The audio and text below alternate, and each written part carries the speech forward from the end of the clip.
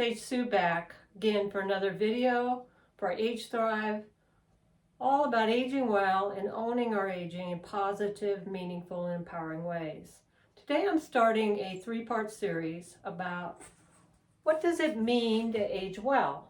Because maybe it's a question you've asked yourself, and you're not quite sure what it does mean, yet I throw it around every week like it's a very commonly understood idea. Well, let's start with a couple of disclaimers. Aging well does not mean looking like Jane Fonda at age 86. Number one, most of us didn't look like Jane Fonda at 20. Why would we look like her at 86? Plus, she's had a little help along the way. But she also started with a really good infrastructure to work with, which most of us didn't. It's also not aging the way this incredible centenarian super-ager did in England, a World War II vet who lived to the ripe age of 113 years old. When they asked him his secrets for a long life, here's what he said: cigarettes, whiskey and wild women, and a good sense of humor. Now, I'll take the good sense of humor as something we can all bring into the aging experience. But I'm not sure about the cigarettes and the whiskey and wild women, though that would be a fun way to get old for a lot of people. But again, this is somebody with super genes that age super well for a very long time. That's not most of us. Aging well is also not this: sticking your head in the sand and hoping nothing happens, that you won't get older if you just don't think about it. Again, doesn't work very well. Our bodies will keep aging. I notice that every time I watch these videos and look at myself. We do get older, but how we age well and grow older, now that, like I said last week, is a whole another issue. It's also not about this. Aging well is not about living forever or even living to 100. There's some people that really strive for that. That's not my goal. I just want to make sure, like this woman in the picture, that I make my years count, that I don't worry about counting the years, but making my time on this earth and this planet, in this lifetime, count as much as possible. So a few years ago, I decided to really delve in and create my own model for aging well. Again, it's not the end-all model. It's just the model that I live by and have created by all of my education, all of my reading and studying, all my role models, all my experiences, and now my own personal experiences.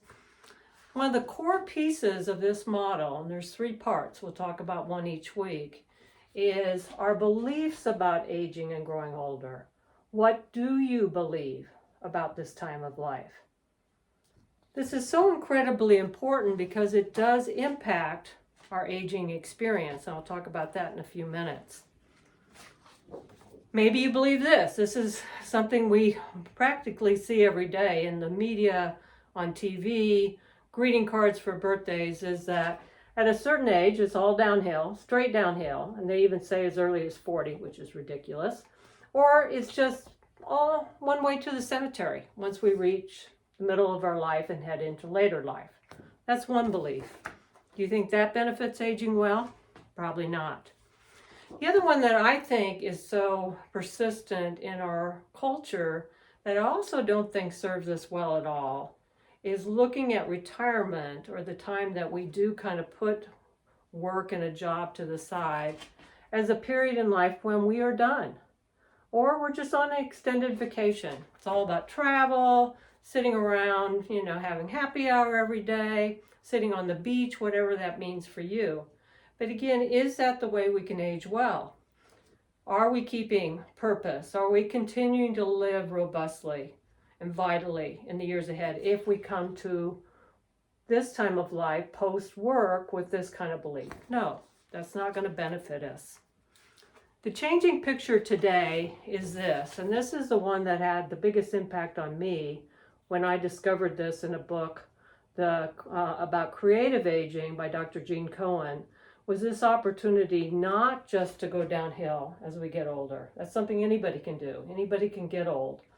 But to stay up at as high a level of functioning out as far and as close to the end of life as possible.